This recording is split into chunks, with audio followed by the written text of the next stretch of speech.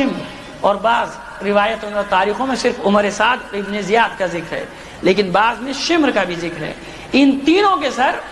امام زمانہ اس وقت امام زین العابدین علیہ السلام کی خدمت میں پہنچے، اور امام 3 دن پہلے سے اپنے اصحاب سے بار بار یہ ذکر کر رہے ہیں کہ دیکھو فلاں تاریخ فلاں دن ہم ناشتے پر ہوں گے اور مختار کی طرف سے ہمیں خوشخبری آئے گی، اور میں نے خدا سے دعا کی تھی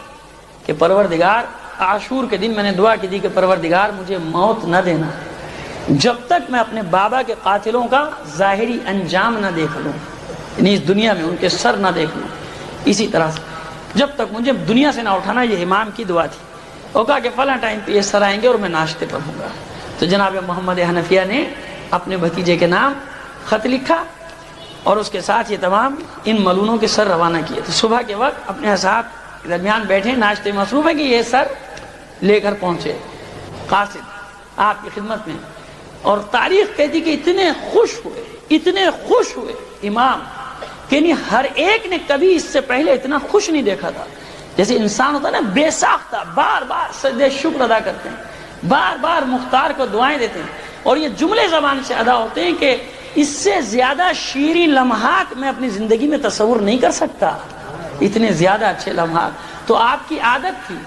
کہ ناشتے کے بعد صاحب جب ہوتے تھے تو کھانے ناشتے کے بعد تھوڑی سی شیرینی ضرور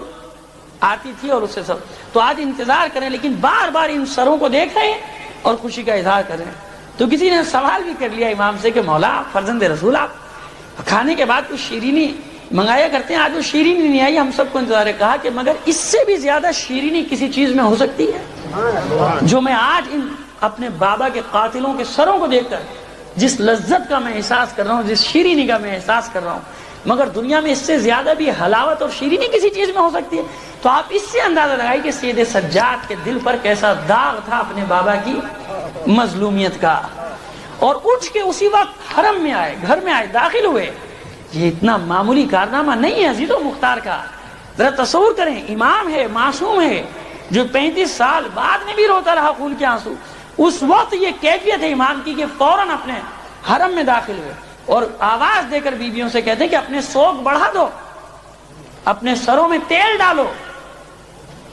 اپنے چولہے روشن کرو، اپنے سوگ کے لباس تبدیل کرو۔ اور 5 سال کے بعد جناب فاطمہ بنت امیر المومنین علیہ السلام مولا کائنات کی ایک صاحبزادی نقل کرتے ہیں کہ وہ دن تھا کہ جب امام نے آ کے ہمیں یہ حکم دیا کہ سوگ بڑھا، اور 5 سال کے بعد ہاشمیوں کے گھروں سے دھواں اٹھتے ہوئے لوگوں نے دیکھا۔ 5 سال کے بعد ہاشمی عورتوں نے اپنے سر میں تیل ڈالا، 5 سال کے، کیونکہ 62 میں رہا ہو کے آئے تھے، 61 میں واقعی کربلا ہوا، 62 میں اسیر رہا ہو کر آئے، اور 67 ہجری 9 ربیع الاول کی تاریخ کے جب ان ملونوں کے سر امام کی خدمت میں پہنچے۔ 10 محرم کو ملون واصل جہنم ہوا تھا عبید اللہ ابن زیاد، اور یہ آتے آتے 9 ربیع الاول کو جب امام کی خدمت میں پہنچے تو 9 ربیع الاول کو یہ سر پہنچے، اور عید شجاع اس کو قرار دیا گیا کہ 9 ربیع الاول کو عید شجاع، عید زہرا، کتنے نام اس عید کے رکھ دیے گئے کہ قاتلان حسین اپنے ظاہری انجام کو پہنچے تھے۔ صلوات بھیجیں محمد و آل محمد۔